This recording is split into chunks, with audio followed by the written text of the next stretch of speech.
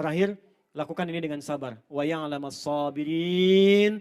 Allah hanya memberikan gambaran kesuksesan bagi orang-orang sabar. Thomas Alva Edison berapa kali membuat percobaan? Lebih daripada 1000 kali. Yang sekarang membuat fried chicken berapa kali membuat percobaan? Ketok setiap pintu. Anda punya ayatnya. Kenapa baru 2-3 kali gagal kemudian Anda kemudian pesimis dari situ? Kembangkan diri kita, jadi orang hebat, sabar, dan mulai sekarang passionnya lakukan. Mulai dari mana? Jamaah. Saya tutup, jamaah itu bukan cuma kumpul. Kenapa ada sholat jamaah, sholat Jum'ah? Jamaah itu duduk, kenali dengan siapa Anda duduk, kemudian saling mengisi di balik semua bakat yang Anda miliki dengan setiap yang Anda kenali itu.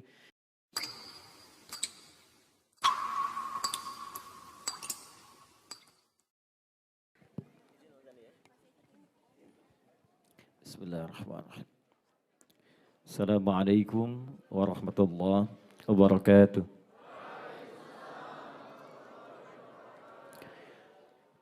Alhamdulillahilladzi allafa baina qulubina fa asbahna bi ni'matillahi ikhwana. Alhamdulillah yang telah melembutkan hati kita semua sehingga dengan izin Allah semua yang ada di ruangan ini menjadi bersaudara insyaallah. Wassalatu wassalamu ala Rasulillah alladzi akha bainal muhajirin wal ansari fa asbahu bi ni'matillahi wa bi fadli Rasulillah sallallahu alaihi wasallam mu'inina ba'dhum ma'a ba'd. Dan kita bersyukur dengan dihadirkan Rasulullah sallallahu alaihi wasallam menjadi nabi kita semua yang tercatat dalam sejarah pernah mempersaudarakan muhajirin dan ansar yang dengan itu menginspirasi umat setelahnya untuk membangun persaudaraan demi kemakmuran. Wa nusalli wa sallimu ala nabiyillahi sayyidina Muhammadin wa ala alihi wa sahbihi wa ummatihi wa dhurriyyatihi ila yaumiddin wa ba'du. Fa ya ibadallah ulsi nafsi wa iyyakum bitaqwallahi faqad fazal muttaqun. فلا تموتن إلا وأنتم مسلمون فقال تعالى يا أيها الذين آمنوا اتقوا الله حق تقاته ولا تموتن إلا وأنتم مسلمون. Pertama saya ingin meluruskan sedikit. Ini bukan jamaah saya ini. Ini sahabat saya. Karena beda antara jamaah dengan sahabat. Beliau insya Allah orang baik, pengusaha yang baik, yang cita-citanya bagaimana dengan usahanya bisa beramal soleh. Kita bermohon pada Allah, sama-sama kita doakan, semoga beliau senantiasa dijaga dan dibimbing oleh Allah Subhanahu wa Ta'ala untuk berbakti pada bangsa, pada negara, dan bermanfaat untuk kita semua insya Allah. Yang kedua, menyampaikan rasa bahagia saya kembali bisa menatap wajah-wajah yang sebagian tidak asing bagi saya. Bahkan yang sebelah sana ini semakin bercahaya makin sore ini. Kena pantulan lampu dari atas. Prof. Aziz, sahabat saya, sama-sama kita berusaha mendirikan dan membangun Masjid Indonesia, kebanggaan kita, di street, ya, dekat street. Saya sampai ingat tanggal lahir beliau, dan saya yakin ini usia 40 tahun sepekan yang lalu. 8 Februari kalau saya tidak keliru. Ya, teman-teman dari KBRI, ya semoga senantiasa pekerjaannya dimudahkan Allah Subhanahu wa Ta'ala. Dan kita semua yang hadir pada saat ini, semoga seluruh yang ada di ruangan ini diberkahi oleh Allah Subhanahu wa Ta'ala. Hari ini spesial. Saya lihat judulnya juga begitu menantang, Bang Sandi, dan begitu menginspirasi. Tapi yang paling penting, bagaimana Allah yang menciptakan kita, membimbing kita untuk mewujudkan apa yang kita mimpikan hari ini. Saya sering buka dengan logika begini. Kalau Anda punya persoalan di handphone, maka Anda akan datang ke konter handphone. Jika Anda punya persoalan di jam tangan, maka Anda akan datang berkonsultasi pada tukang jam. Tapi jika kita punya mimpi dan cita-cita tentang apa yang ingin kita harapkan dari kehidupan kita, Maka kita mesti bertanya kepada yang menciptakan kita dan mengatur semua irama kehidupan kita. Karena itu, di sesi kali ini kita coba akan belajar bagaimana Al-Quran memberikan isyarat terkait dengan rizki dan dunia usaha, dan seperti apa kemudian pengelolaan itu untuk menghasilkan manfaat dunia dan kemuliaan akhirat ketika kita pulang kepada Allah Subhanahu wa taala. Baik, itu yang coba kita turunkan dan mudah-mudahan ada bagian-bagian tertentu yang bermanfaat untuk kita amalkan ya di kemudian hari. Saya mohon izin, boleh saya berdiri? Mas Andi izin ya? Atau ingin ikut berdiri? Oke, saya mau tanya sebentar. Pilih ya, satu di antara dua. Kaya tapi gelisah, atau miskin tapi tenang. Nggak ada pilihan ketiga, nggak usah maksa. Dua aja. Kaya tapi gelisah, atau miskin tapi tenang. Pilih yang mana? Ya sudah. Biasanya gitu. Ya, di antara dua hal yang sulit selalu ada yang ketiga. Oke, yang sudah. Sekarang kita akan cari gimana caranya kaya tapi juga tenang. Kaya tapi juga bahagia. Dan kaya dunia juga mulia. Itu yang mungkin kita coba turunkan seperti apa caranya dalam Al-Quran sehingga bisa berwirausaha seperti tema kita kali ini wujudkan seperti panduan Al-Quran dan Sunnah Nabi Sallallahu Alaihi Wasallam. Saya akan coba urutkan dulu supaya sistematikanya terurutkan dengan baik. Dalilnya apa, urutannya bagaimana, maknanya seperti apa. Ya, kita buka teman-teman dengan Quran surah ke-51 ayat ke-22. Ya, di mushaf standar paling kanan agak sedikit ke bawah. Saya boleh tuliskan nggak? Supaya gampang kelihatannya. Bang Sandi saya izin sedikit ya.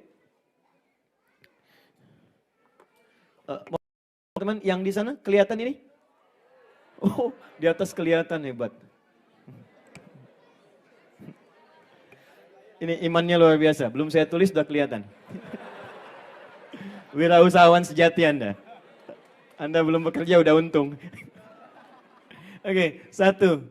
Kita turunkan dulu, saya tulis sebelah sini ya. Quran surah 51 Az-Zariyat. Oke.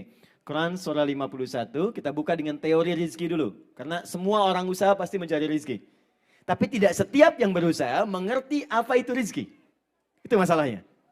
Kalau kita paham tentang apa yang kita cari, akan begitu mudah mendapatkannya.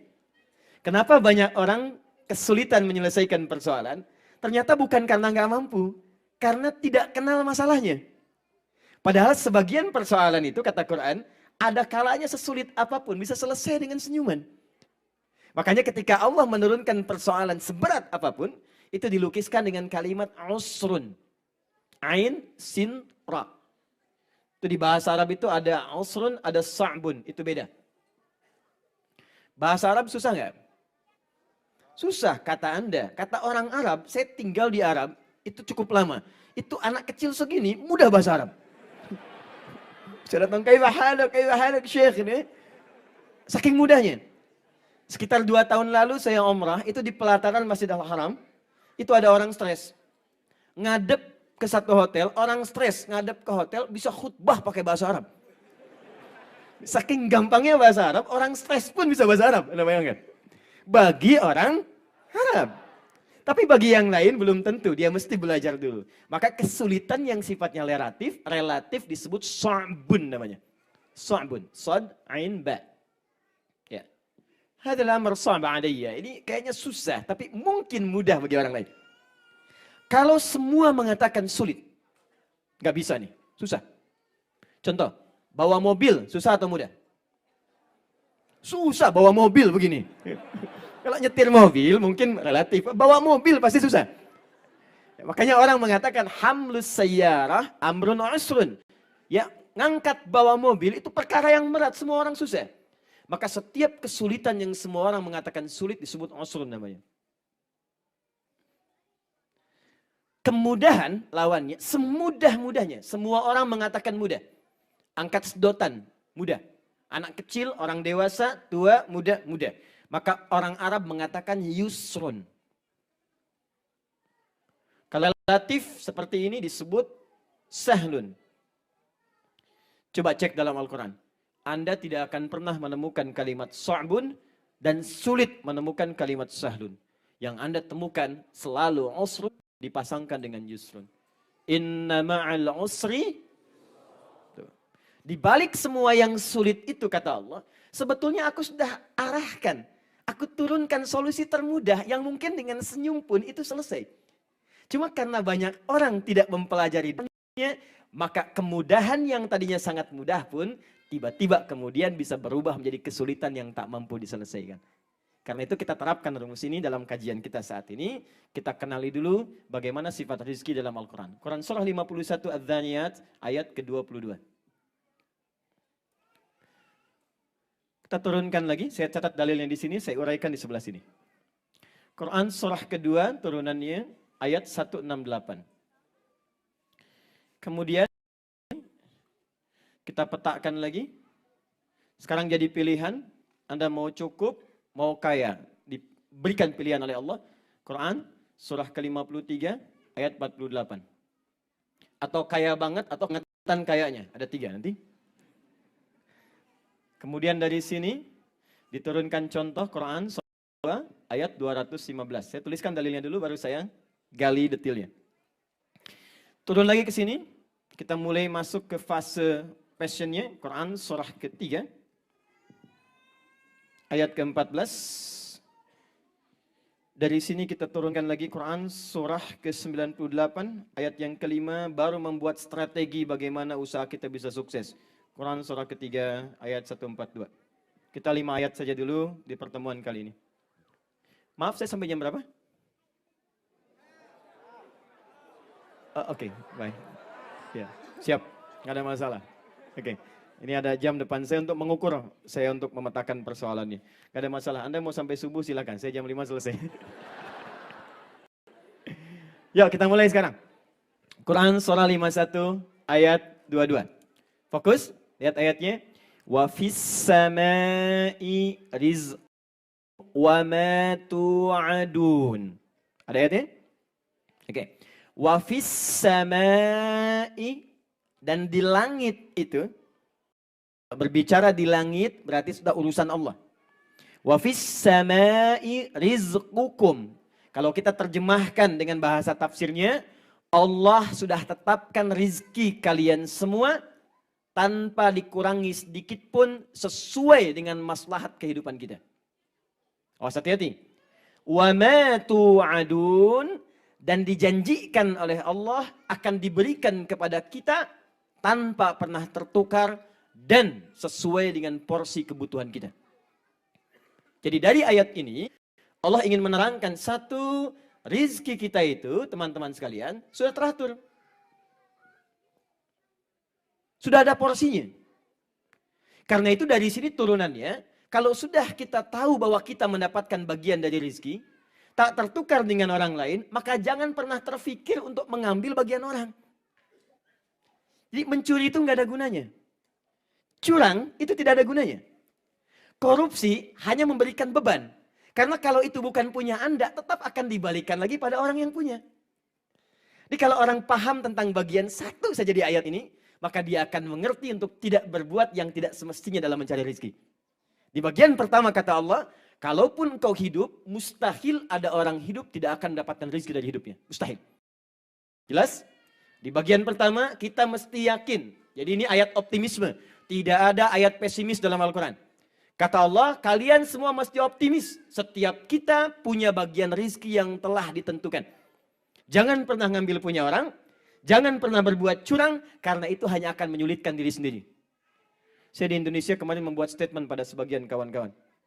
Kalau Anda terpikir berbuat curang dalam niaga, mau korupsikah itu, mau berbuat nyogokkah, mau mencurikah, maka Anda akan menyulitkan diri sendiri dan khawatirlah, sayangilah keluarga Anda. Kan bapaknya yang korupsi, anaknya yang dibully. Anaknya yang mencuri, ibunya yang menangisi.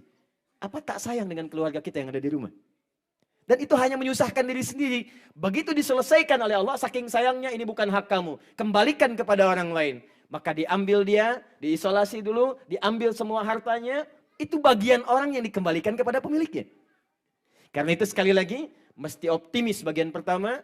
Rizki telah Allah tetapkan untuk kita. dan jangan pernah berbuat kotor dalam mendapatinya. Sepakat? Oke. 2. Pelan-pelan. Rizki yang telah diatur ini, kata Allah, aku janjikan akan diberikan kepada setiap hamba sesuai dengan kebutuhan porsi hidupnya. Jadi Allah janjikan rizki ini akan diberikan pada setiap hambanya.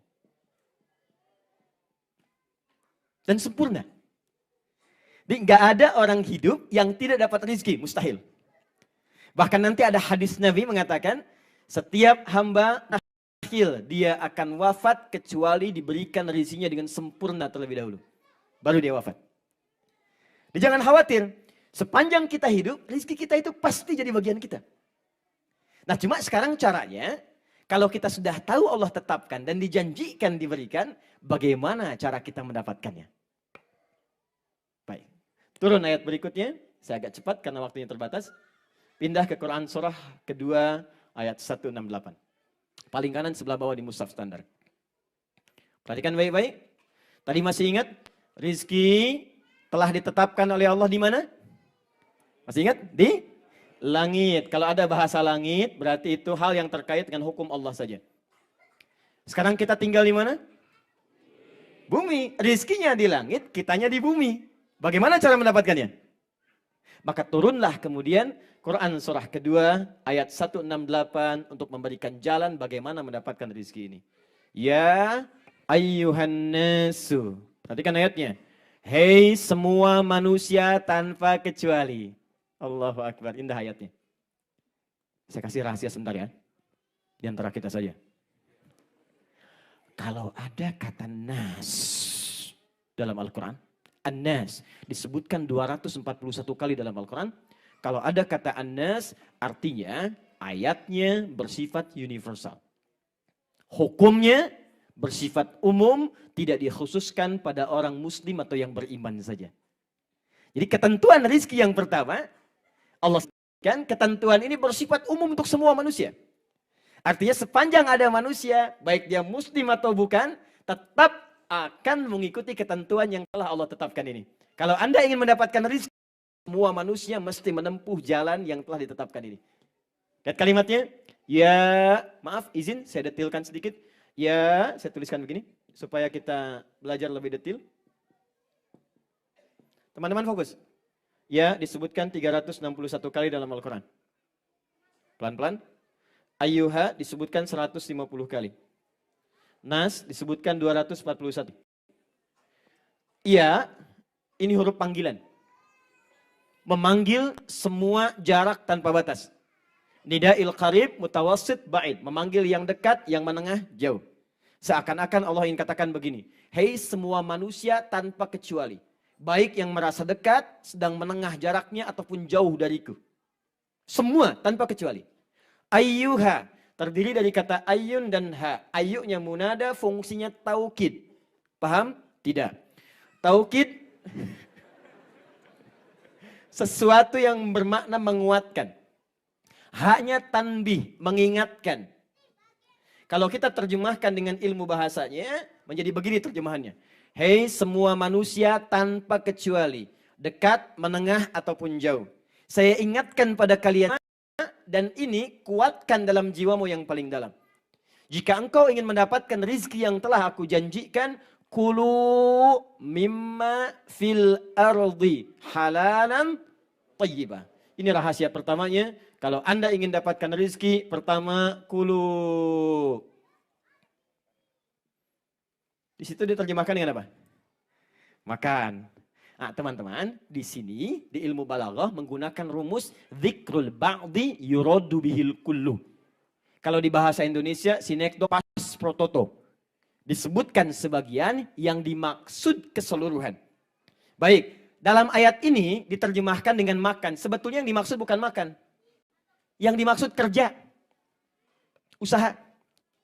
Jadi kalau Anda ingin dapatkan rezeki, ya kerja. Usaha. Di rizki, walaupun telah ditetapkan, mustahil bisa diraih kalau tidak ada ikhtiar dari kita untuk mendapatkannya. Jadi kata Allah yang pertama, kalau Anda ingin mendapatkan rizki yang telah saya tetapkan, maka Anda mesti kerja, mesti usaha. Dan Umumnya kan kalau orang kerja, kalau ditanya kan mau cari makan kan? Papa mau kemana? Mencari sesuap nasi. Padahal yang dicari rice cooker, nyari pakaian, nyari minuman, nyari rumah, nyari mobil kan? Nah, ini menggunakan sinekdok pas prototo. Di hukum yang pertama kata Allah, fokus baik-baik. Kalau Anda pengen dapat rezeki, maka mesti apa? Kerja. Mesti apa? Usaha. Ini semua hukumnya berlaku universal. Jadi kalaupun Anda imannya kuat, Anda jadi kiai, Anda jadi syekh, tapi nggak mau kerja, mustahil rezeki turun. Saya pernah di Kairo tahun 2006, itu ada perdebatan dua orang pintar. Hafal Quran dua-duanya. Yang satu berkata begini, rezeki nggak usah dicari, ya Allah janji dikasih sama kita. Allah kan janji di surat 51 ayat ke-22. Kita pasti diberi, jadi nggak usah kerja. Yang satu berkata, nggak bisa diberikan itu terkait dengan pekerjaan. Kata yang pertama tadi saya akan buktikan. Saya akan bersembunyi di sebuah ruangan di masjid, yang di masjid itu sering ada donatur untuk ngasih makanan. Jadi kalau di Timur Tengah itu ada masjid-masjid, yang donaturnya suka ngasih makanan bagi orang itikaf. Orang ini sembunyi di satu tempat, ruang DKM, ngumpet di bawah meja. Ini kisah nyata. Jadi begitu hari pertama, donatur datang kasih makan, yang dapat makan, karena dia sembunyi nggak dapat. Hari kedua kasih makan lagi, yang ada di situ ikhtiar. Ada yang ngaji, ada yang sholat, ada yang doa, kelihatan dapat makan. Karena dia sembunyi nggak dapat. Hari ketiga, karena sudah 2 hari nggak makan, masuk hari ketiga. Begitu datang donaturnya, kebetulan bawa makanannya agak banyak. Begitu sudah dikasih, tanya sama marbotnya, hal min akhir lagi nggak? Kata marbotnya, lah mafish, nggak ada. Kata orang ini, kalau gitu saya pergi ke tempat lain. Karena dia merasa sudah 3 hari lapar, akhirnya dia mulai memberikan kode. Kaget marbotnya, dilihat. Begitu dibuka ada orang sembunyi. Allah, kenapa Anda nggak bilang ada di sini? Coba minta bagian. Dikasihlah kemudian 2 bagian kotak makanan. Begitu diberikan, teman yang berdebat di awal tadi langsung mengejar orang itu. Dia hapus yang tidak ingin saya hapus. Ya, ini aja. Ya itulah celakanya. Kadang-kadang menghapus yang tidak ingin kita hapus. Ya. Quran surah 53 ayat ke-48. Oh, itu sudah cukup mas. Ya, udah ya. Semoga Allah ampuni dosa-dosa antum. Ya. Syukran. 1 rizki yang teratur.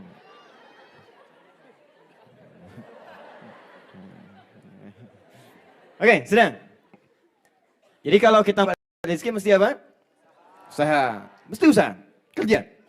Yang penting kita bergerak.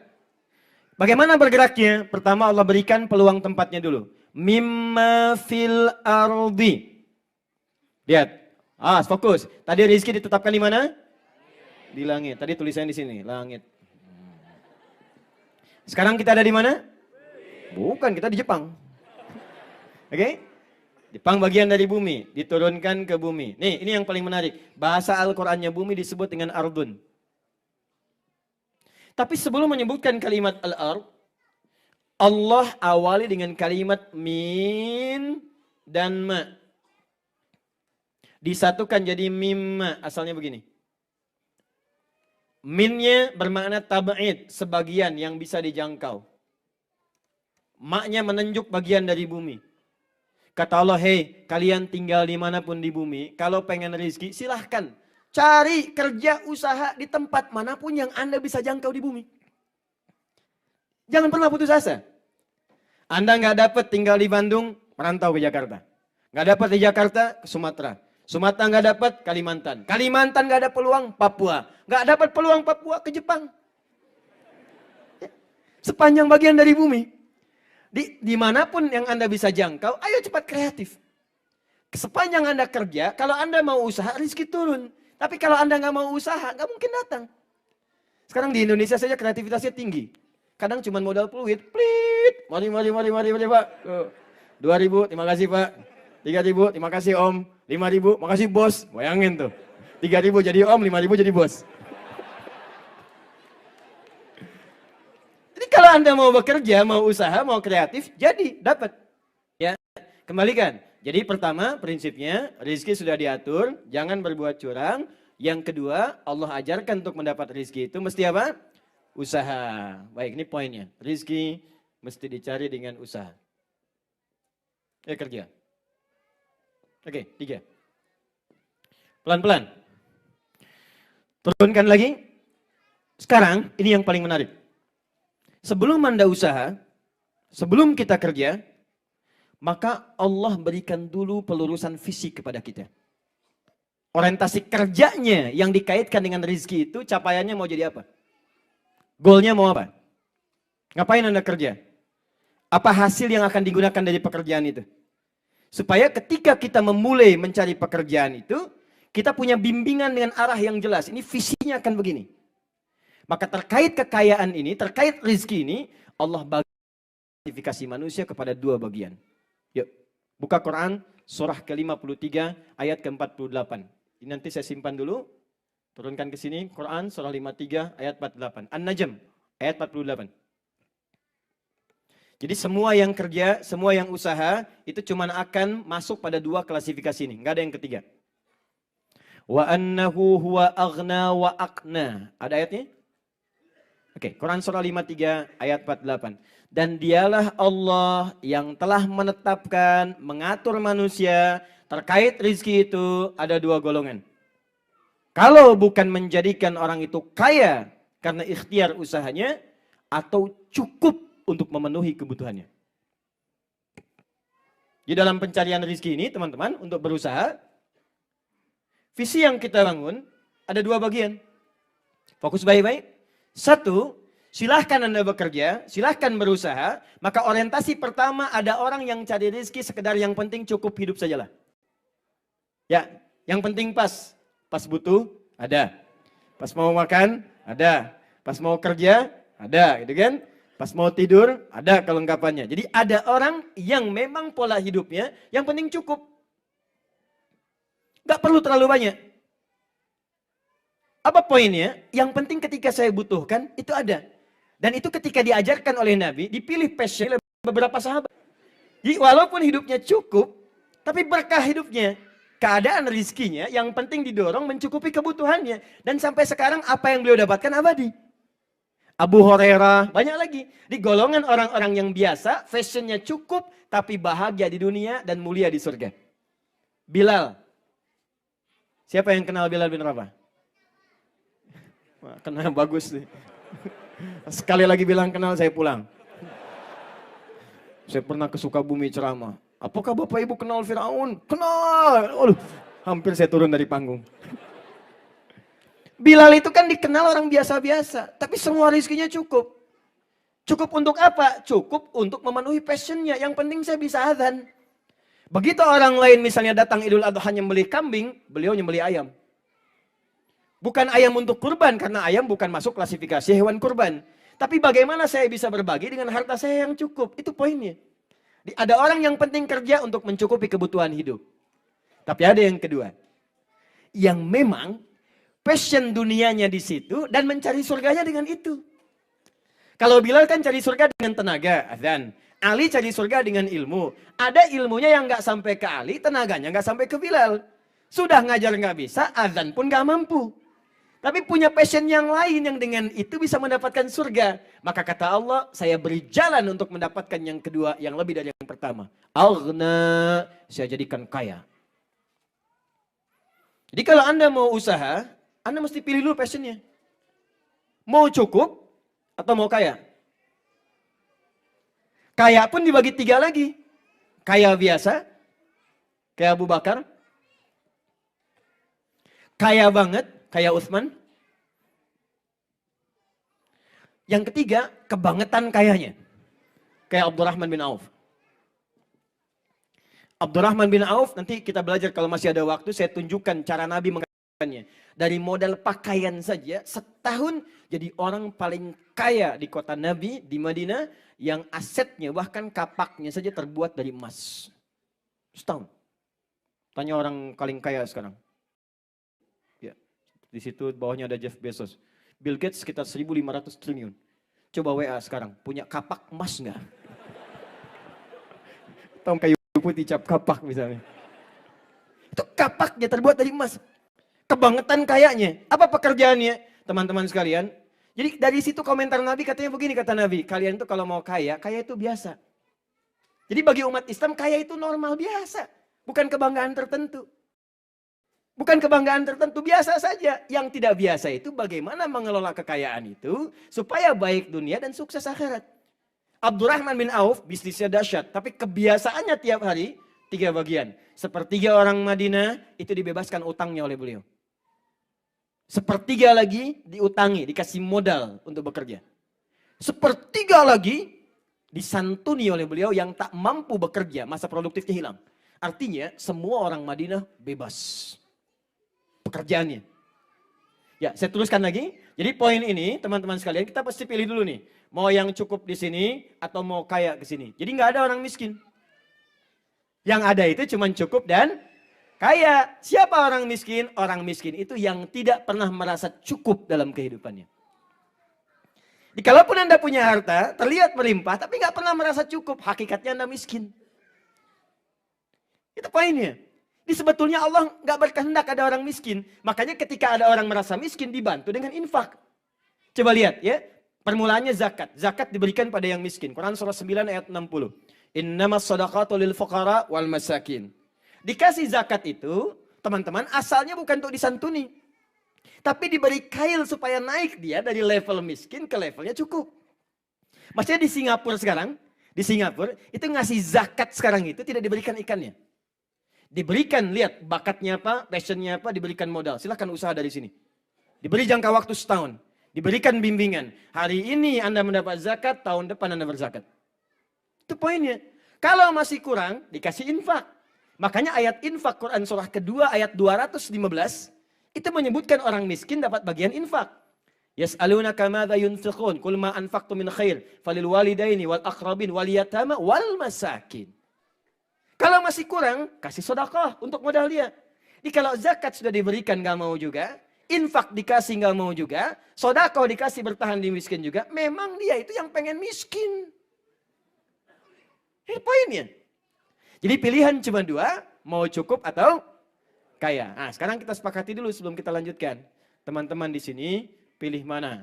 Cukup atau kaya? Baru kita berlanjut. Nah, kalau cukup ya cukup sampai di sini selamanya. Yang cukup angkat tangan. Yang kaya? Alhamdulillah, saya senang ini. Ya. Baik, yang kaya biasa? Yang kaya banget? Yang kebangetan kayanya? Ya, selalu begitulah. Oke, sekarang kita sepakat ya. Kita sepakati dulu, kita memilih pembahasan untuk jadi orang apa? Kaya. Siap kaya? Siap kaya? Siap kaya? Takbir? Wah, mesti siap. Ingat-ingat rumus Nabi, kaya itu gampang. Ya, itu kalimat Nabi. Kaya itu mudah. Yang sulit bagaimana mengelola kekayaan supaya Allah ridha. Oke, sekarang kita mulai. Waktu saya terbatas sedikit lagi. Sekarang saya turunkan ke sini.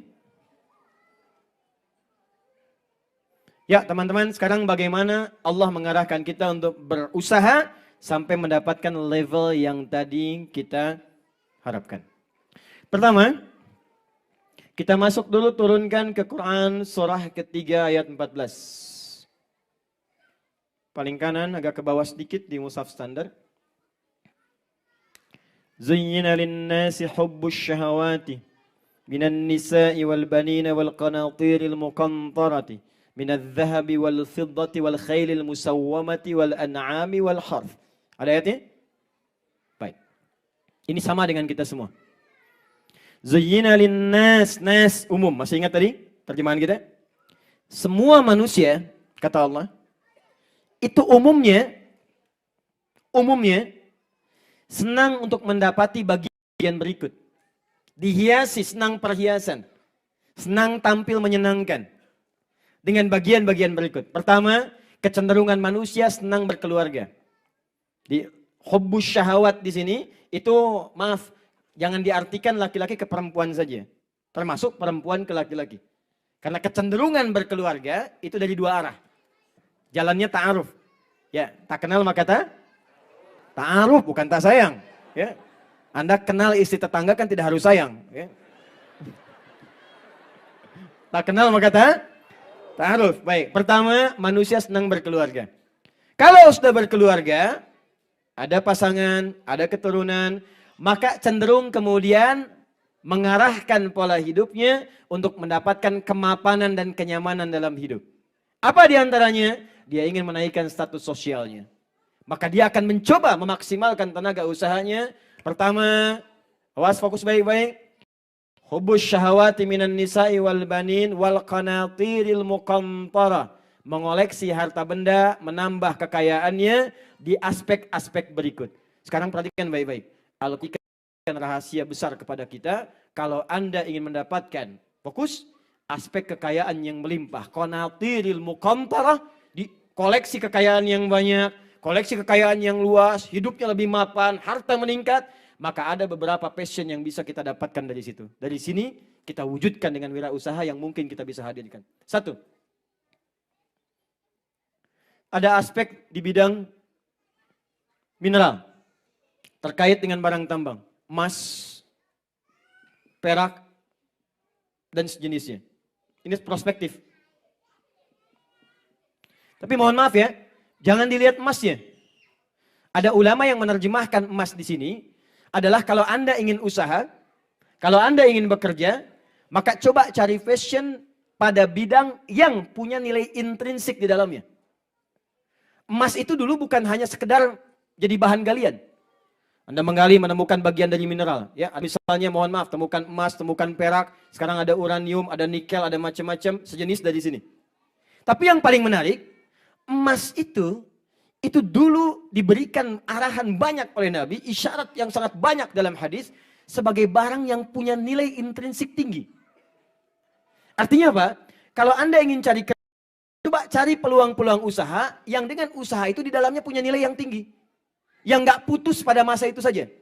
Tahun depan nilainya bisa naik lagi. Tahun depan bisa berkembang lagi. Tahun depan punya nilai lebih daripada sekarang. Coba sekarang dari mata uang saja Anda bandingkan ya. Nabi mengajarkan kita untuk bisa bertransaksi dengan emas. Sekarang bandingkan dengan uang kertas. Ini contoh saja. Contoh. Kertas itu kan nggak punya nilai intrinsik. Secara ekonomi ya kertas kalau disobek selesai. Karena itu di dalam sistem ekonomi, Bang Sandi lebih paham, itu selalu mengalami penurunan. Kalau saya ceritakan lebih dalam tentang sejarah uang kertas, mungkin bakal pada kaget. Tapi saya simpan dulu. Ya. Jadi dulu kan pakai emas. Kemudian dicoba untuk kertas, untuk memonopoli nilai ekonomi dunia. Tapi secara singkat saya ingin katakan, kertas dibandingkan dengan emas itu nilainya sangat kecil. Sehingga ketika dia dijadikan sebuah nilai pertukaran, seakan-akan barangnya makin naik, padahal nilai uangnya diturunkan. Barangnya tetap. Coba Anda beli kambing misalnya, 2 tahun lalu dengan kambing sekarang, nilainya pasti beda. Kambing sekarang lebih mahal dibandingkan kambing 2 tahun lalu. Tempe 5 tahun lalu lebih mahal dibandingkan tempe sekarang. Padahal tempenya itu-itu aja. Keratnya segitu, jumlahnya segitu, besarnya segitu, tapi kenapa kemudian menjadi mahal? Ternyata bukan tempenya yang mahal, tapi uangnya yang nilainya diturunkan. Kertasnya yang diturunkan. Jadi dengan menggunakan kertas itu bisa diatur. Sekarang kalau pengen naik-naik, kalau pengen turun-turun. Tapi emas tak bisa. Naik terus, naik terus, naik terus. Nah poinnya, kalau Anda ingin usaha, jangan lihat emasnya. Cari pokok usaha yang kira-kira bisa berkembang nilainya sampai kapanpun dia naik bukan turun. Misal, Anda cari misalnya di bidang tanah. Anda bergerak di properti. Atau Anda misalnya di bagian teknologi. Ada yang bikin misalnya di bagian softnya, perangkat lunaknya. Ada di bagian hardware-nya, dikembangkan lagi ke depannya. Bagian pertama kata Quran, kalau Anda ingin mencari bidang usaha, maka cari objek yang nilainya bisa berkembang terus di masa depan. Paham bagian pertama? 1. Saya agak cepat ya. 2. Wal khailil musawwamah. Wal khailil musawwamah. Di situ diartikan apa? Kuda tunggangan. Khail, teman-teman, khail itu bukan kuda biasa. Kuda yang digunakan sebagai alat transportasi zaman dulu. Di Ferrari-nya dulu, zaman-zaman dulu, zaman jahiliyah, zaman Nabi, sampai ke keemasan Islam di masa lalu, Ferrari-nya itu ya kuda. Makanya sekarang Ferrari disebut apa? Kuda? Kuda jingkrak. Bukan kuda Islam. Itu kuda. Khail itu kuda tunggangan. Jadi kalau ada orang miara kuda dulu, orang-orang hebat itu, orang-orang kaya, salah satunya orang yang punya kuda berkualitas. Dalam bahasa Arab, kuda spesial, musawamah itu spesial, yang punya tanda terpilih. Kuda spesial, tunggangan spesial, itu orang yang hebat pasti punya kuda yang paling bagus. Tunggangan yang paling hebat. Apa itu? Khail. Nah, orang yang kalau pengen usaha cepat, dia dari kecil miara kuda. Pakan kudanya, pilihan kuda terbaiknya. Bahkan sampai sekarang, maaf ya, ada orang yang mengabadikan pakan kuda ini sampai kemudian dimatikan benihnya di Amerika. Dan diambil dari Quran. Namanya qodba. Qodba. Wa zaituna wa nakhla. Ya, qodba itu asalnya pakan ternak. Sekarang disebut alfalfa.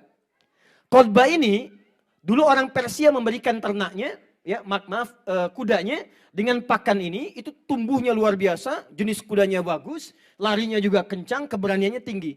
Dibawa oleh Tariq bin Ziyad ke Spanyol, ke Andalusia. Disebarkan, dibawa pakan ini. Ketika kemudian umat Islamnya lalai dari situ, bertransformasi peradaban dibawa ke Eropa, Islamnya mulai tertinggal, makan pakan ini dibawa kemudian, diriset. Ada yang ke Brazil, ada yang ke Amerika, ada yang ke Spanyol. Makanya sampai sekarang kuda-kuda Spanyol itu bagus.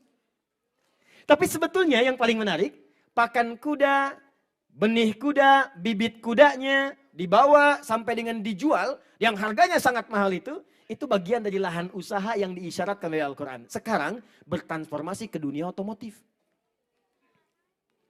Orang kalau mau berkendaraan kan butuh alat kan? Orang kalau mau bepergian kan butuh alat kan? Dia butuh sepeda, butuh motor, butuh mobil, mobil dimodifikasi lagi, ragamnya bisa banyak. Kata Quran, kalau Anda ingin bekerja dalam usaha yang mempercepat harta Anda kemudian bisa banyak di situ, salah satunya bisa pilih Anda bisa berkarya di dunia otomotif atau yang terkait dengan itu. Yang setiap kebutuhannya pasti dibutuhkan. Bisa Anda bagian spare part-nya, bisa rangkai mobilnya, bisa ke sistemnya. Nih, sekarang saya share ya, Anda bisa buat di sini. Saya jarang bagi ini. Misal begini. Sekarang kan muncul kendaraan-kendaraan online kan? Ya kan? Ada mobil online, ada ojek online dan sebagainya. Sekarang Anda lihat, pasar paling hebat salah satunya Indonesia kan? Muslimnya berapa? Di atas 200 juta. Kenapa Anda tidak membuat misalnya sistem yang online itu yang mengakomodir umumnya umat Islam di Indonesia? Bikin mobil online yang di dalamnya ada desain misalnya hafalan Quran. Ada belajar menunya sirah Nabi. Ada satu hadis Nabi. Begitu kemudian dipanggil, Anda datang ke situ, drivernya langsung mengatakan, silakan Bu, tujuan kemana? Di sini ada 1 jam, pilihan sambil menghafal Quran dengan metode at-taisir. Apakah Anda ingin melihat sirah Nabi tentang perjuangan ini? Apakah ingin belajar hadis Nabi? Sampai di tujuan. Belum ada yang membuat itu sampai saat ini. Anda ciptakan itu buat seperti itu, kreativitas demikian, Anda baru masuk kepada medianya. Siapa yang bikin Honda sekarang? Siapa yang bikin Mitsubishi? Lihat kekayaan mereka. Karena mereka membaca visi, dunia otomotif akan dibutuhkan, saya buat yang ini. Bikin. Kalau Anda tak mampu bikin bagian perangkat kasarnya, setidaknya masuk kepada sistemnya. Bikin sesuatu yang menarik.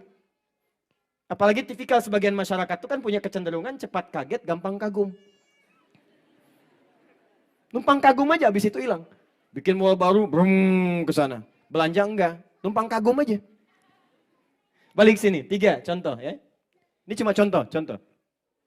Kemudian wal an'am, peternakan. Teman-teman sekalian, an'am itu yang dikonsumsi, hewan-hewan yang dikonsumsi yang bisa diternakan. Makanya kerbau, sapi, kambing itu masuk bagian hewan-hewan yang diternak. Umumnya disebutkan dengan terjemahan peternakan atau hewan ternak. Tapi prinsipnya adalah sebetulnya Allah ingin memberikan isyarat, ayo satu lagi jadi bidang yang mungkin kita dapatkan passionnya masuk di kebutuhan pokok manusia.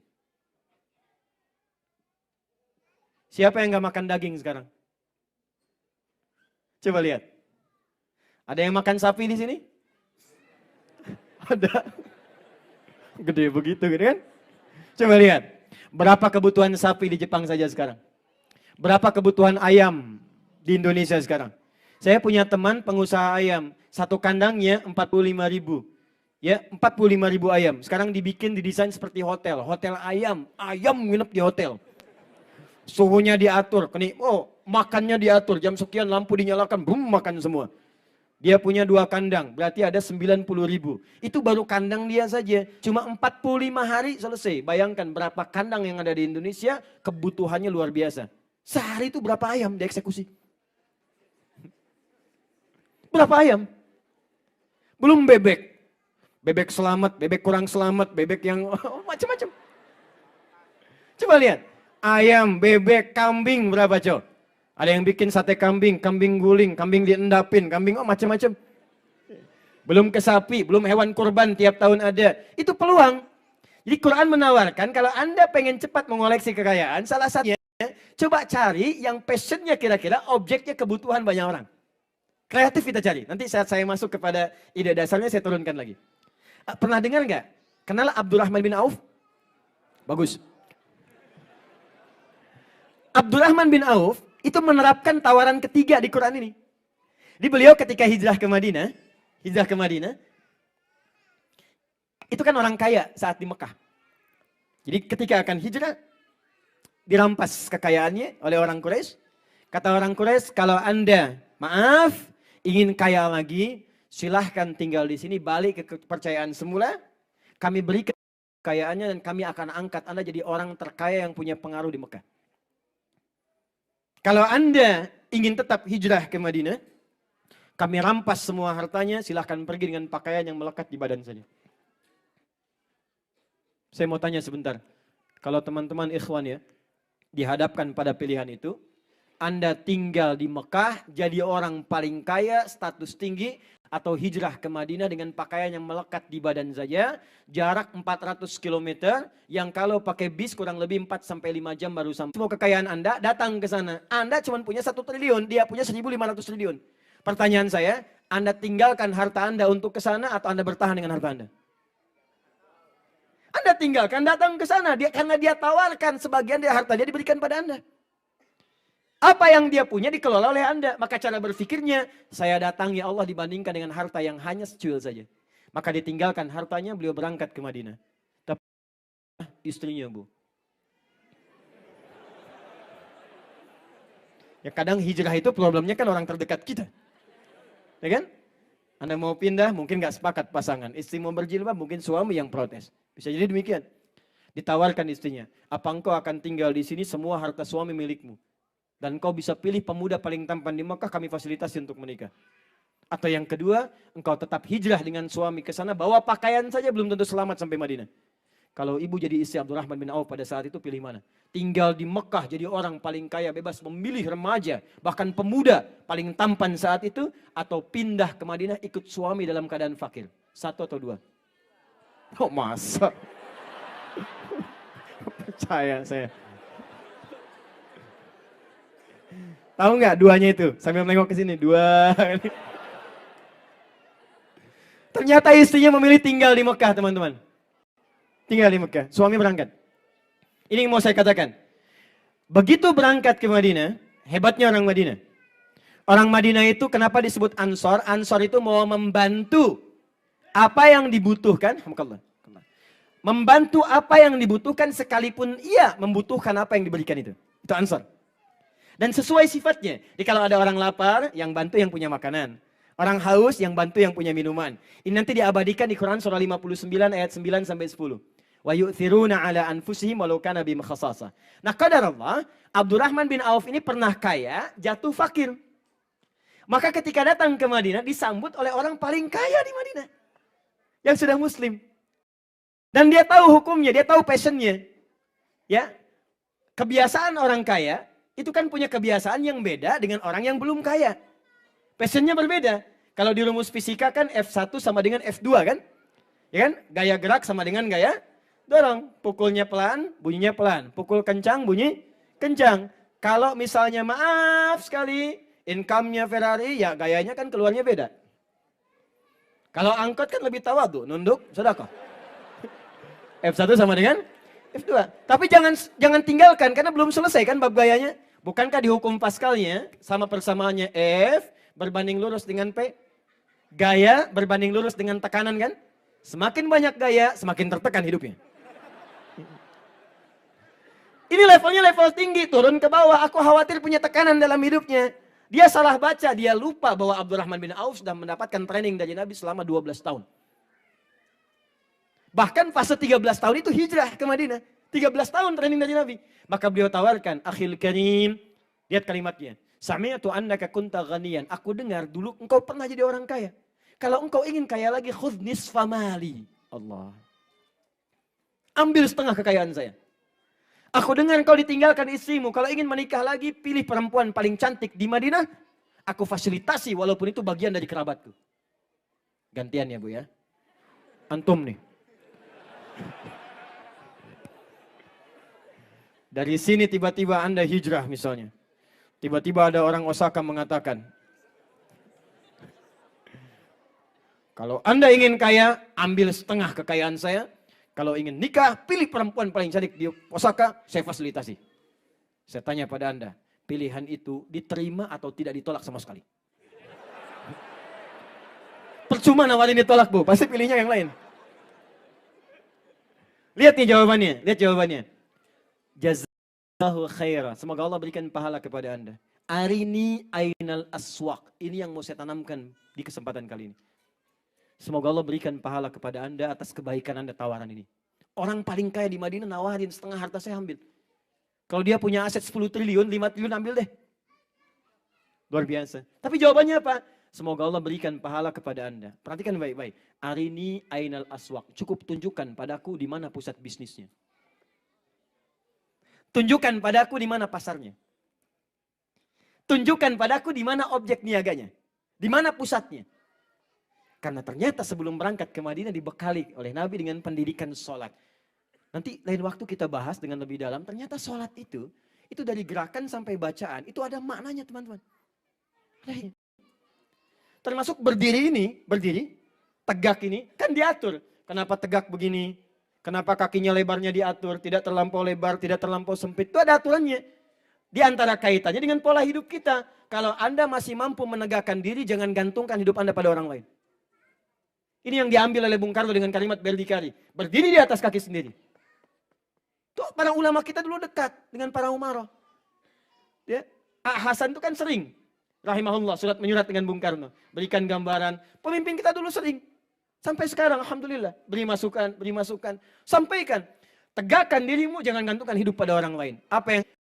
Maka dipakailah kemudian ajaran-ajaran Nabi dengan bakat passion management yang beliau tahu. Dibidik oleh beliau, satu di antara turunan ini, beliau masuk pada yang ketiga.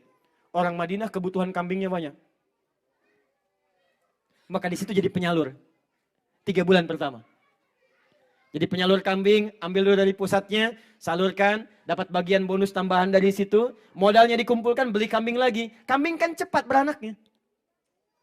Beli kambing 2, sudah beranak. Ya, dipakai lagi itu sambil nyalurkan, dia naik. Tuh, saking dahsyatnya, bayi kaget. Jadi sambil nyalurkan, yang ini tumbuh. Apa yang terjadi teman-teman sekalian? Setahun, cuman setahun. Dengan bakatnya ini dan dikembangkan kepada unit bisnis yang lain. Ketika maju di sini, pelajari passion yang lain, dia kembangkan yang lain. Setahun jadi orang paling kaya di Madinah. Yang kapaknya tadi sudah terbuat dari emas. Satu kali Madinah goncang. Dok, dik, duk, dok, dik, duk, dok, dik, duk, dok, dik, duk. Ada apa ini semua keluar? Ternyata di luar sudah ada kafilah 600 unta. Yang di atasnya semua setiap untanya isinya berupa mutiara, emas, perak dan sebagainya. Kalau sekarang 100 truk, di dalam setiap truk ada kumpulan emas, mutiara, perak, macam-macam. 600 truk. Punya siapa? Abdurrahman bin Auf. Begitu Madinah heboh, Aisyah berkomentar radhiyallahu ta'ala anha. Aku dengar Nabi pernah menyampaikan Abdurrahman bin Auf masuk surga dengan merangkak. Merangkak tuh maksudnya, maaf, bukan merangkak begini. Ya, hisabnya hartanya banyak. Banyak. Ya, nggak apa-apa, kaya merangkak masuk surga juga daripada miskin nggak jelas, kan? Sini, masuk surga dengan merangkak, maksudnya apa? Scanningnya mungkin agak lama nih karena banyak. Karena ingin ke surganya cepat, kata Abdurrahman bin Auf, itu yang banyak, itu yang 600, aku sedekahkan semua untuk orang Madinah. Sampai dari situ punya kebiasaan, membebaskan utang, bebaskan ini. Tapi beliau untung aja. Nanti kalau kita mau belajar lebih detail, bagaimana pola usahanya, itu lebih dahsyat. Beliau tidak pernah mau kredit, tunai. Tapi saya nggak mampu. Kalau nggak mampu nggak usah beli. Ini saya kasih katanya. Ya. Dan sekarang yang pakai teman-teman kita yang dari Cina rumus itu. Walaupun cuma untung 50.000, 5.000 rupiah, 3.000. 3.000 itu kan untung 1 juta barangnya kalikan. Itu pola itu dipraktekkan Abdurrahman bin Auf. Ya, saya lompat-lompat sedikit ya. Jadi ini poinnya. Kalau kita bisa lihat lagi yang keempat, sekarang ini kita butuhkan terutama di Indonesia. Teman-teman bisa riset dari sekarang. Ya. Wal harf. Pertanian, perkebunan. Perkebunan.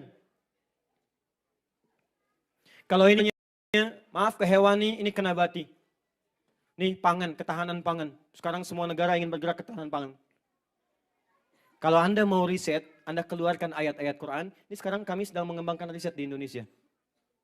Beberapa riset yang dikeluarkan dari Al-Quran dikembangkan dan itu sangat bermanfaat. Salah satunya ke pencapaian wirausaha ini.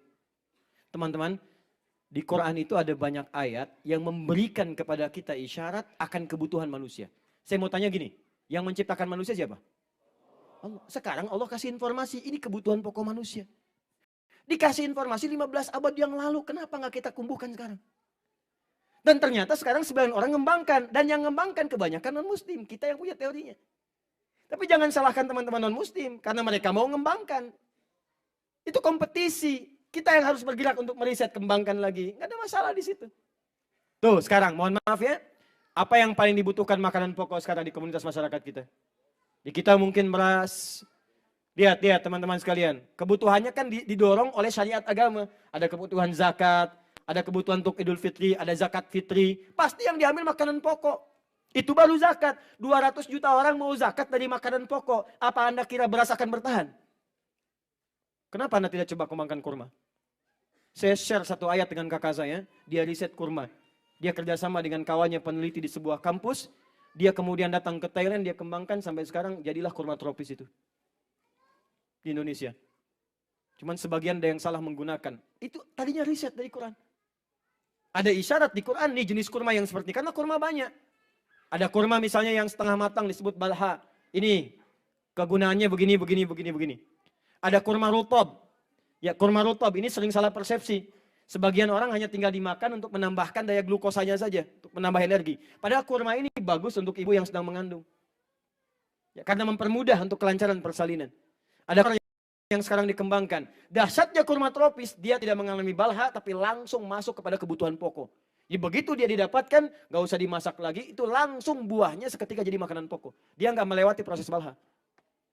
Tuh riset. Belum ada yang lainnya lagi. Di poinnya apa? Kalau Anda ingin mendapatkan poin-poin tertentu sebagai bagian dari inspirasi untuk berwirausaha, kata Quran cari bidik komoditi-komoditi yang sekiranya banyak orang membutuhkannya. Bikin visi yang dalam. Buat visi yang jauh. Nah ini baru sampai contohnya. Setelah passionnya didapatkan, Anda pilihkan. Maaf, saya ingin bergerak di bidang ini saja. Baik di barang tambang atau mineral. Air saja sekarang lihat. Sekarang pertentangan di bidang air sudah tinggi sekali. Di pasal 33. Ya, bumi, air dan isinya dikuasai oleh negara. Dan diperuntukkan ya sebesar-besarnya untuk kemaslahatan bangsa atau masyarakat. Sekalian kan, maaf ya, bumi, air. Kenapa air disebutkan di situ? Bagian mineral. Dan air porsinya banyak disebutkan dalam Al-Quran dibandingkan dengan daratan. Sekarang siapa yang bikin air kemasan tuh? Coba Anda bayangkan. Kenapa Anda tidak bikin misalnya, Masya Allah, air Ar-Rayyan. Ar-Rayyan itu kan pintu bagi orang puasa. Maksudnya kalau mau buka pakai air ini. Bikin teknologi Anda. Kembangkan lagi. Anda bikin pakaian, orang sholat pasti pakai pakaian, sarung, bikin sarung.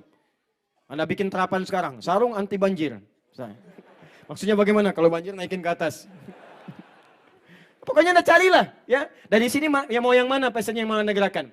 Apakah yang di bidang ini, apa otomotif, apa yang pokok-pokok, intinya yang orang banyak butuhkan yang mempercepat sekiranya ketika Anda geluti itu, pundi-pundi kekayaan bisa bertambah, harta Anda bisa bergerak dengan cepat. Bidang itu bisa dikembangkan jadi unit-unit yang lainnya. Nah sekarang, kalau passionnya sudah ketemu, bagaimana cara memulainya? Saya agak cepat sedikit ya, saya tinggal 8 menit lagi. Saya cuma dapat 90 menit, ya jadi kalau agak kurang, panitianya sebelah sana tuh. Saya agak cepat, lihat sini. Nah ini tahapan yang paling pentingnya. Ustadz saya sudah pilih. Saya akan bergerak di bidang yang ini saja. Saya yang ini saja. Saya yang ini saja. Saya yang ini saja. Anda silahkan tetapkan dari sekarang setelah ketahuan bagaimana cara menjalaninya. Pelan-pelan. Pindah ke Quran surah 98 ayat 5.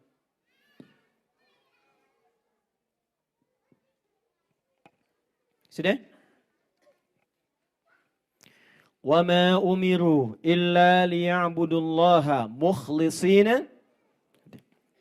Tidaklah kalian semua diperintahkan kecuali menjadikan sebagai ibadah dengan ikhlas karena Allah. Yang pertama, kalau ingin memulai usaha ini, saya mau tanyakan sebentar. Rizki siapa? Yang punya harta benda siapa? Yang maha kaya siapa? Maka pesan Al-Quran, luruskan dulu niat sebelum bekerja, semua lakukan karena Allah. Gila. Nanti Allah akan mudahkan. Sekarang Anda pengen kaya, tapi Anda jauh dari yang maha kaya, bagaimana bisa dapat kaya?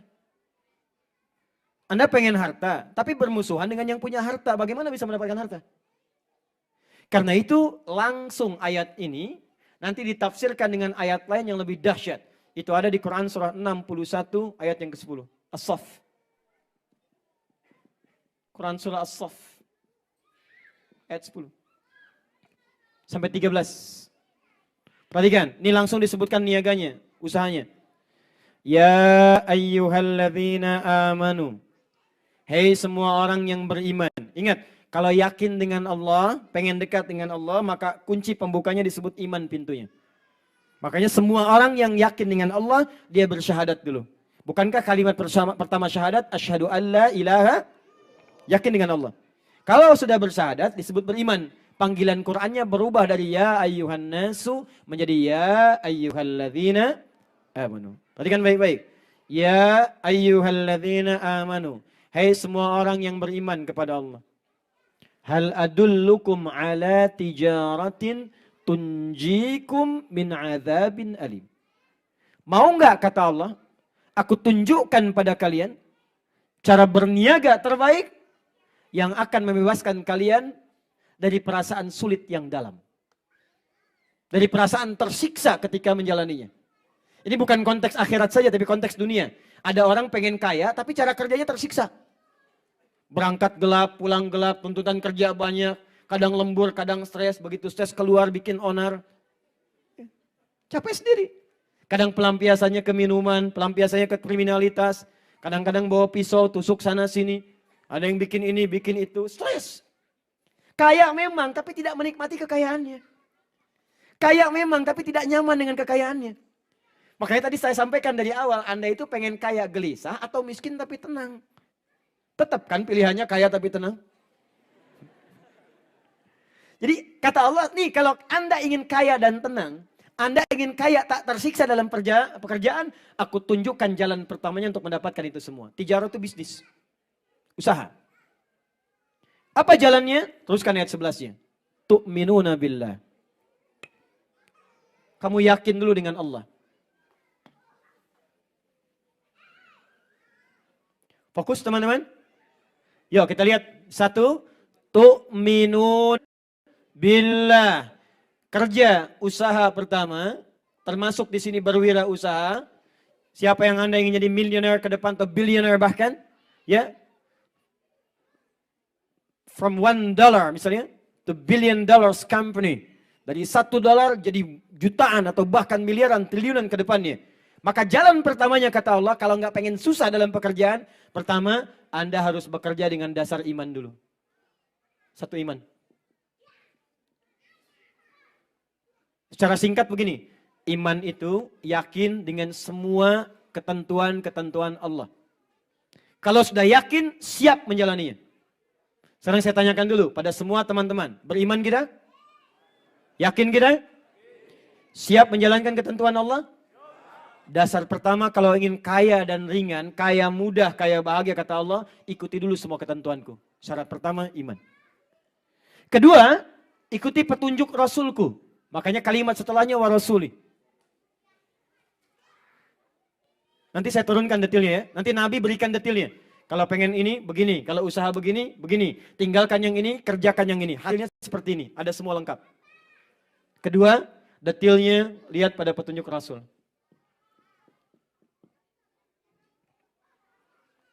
Oke, sekarang kita turunkan. Bagaimana cara memulai pekerjaan dengan iman tadi? Buka Quran surah kedua ayat 172. Al-Baqarah 172.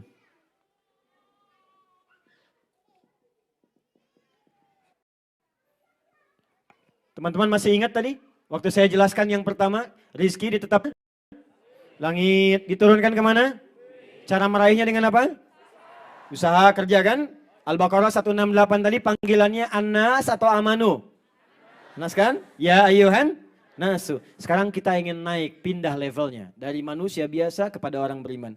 Maka ayat ini dirubah oleh Allah kalimatnya, pembukanya dari nas menjadi ya ayyuhalladzina amanu. Karena kita sudah komitmen bekerja dengan dasar iman. Buka Quran surah Al-Baqarah ayat 172. Ya ayyuhalladzina amanu. Hai semua orang sekarang yang sudah beriman. Yakin dengan semua ketentuan yang akan aku berikan, kata Allah. Kulu. Walaupun sudah beriman, tetap mesti kerja. Usaha. Nah, sekarang perhatikan baik-baik. Di sini rahasianya. Ini tidak banyak orang mengetahuinya. Kulu min tayyibati ma razaqnakum. Bandingkan dengan Al-Baqarah 168. Di 168, kulu mimma fil ardi halalam tayyibah. Kalau belum terbayang, saya tuliskan sekarang, Anda lihat rahasia besarnya. Tapi ingat ya, maaf ya, iman ya, bukan akal.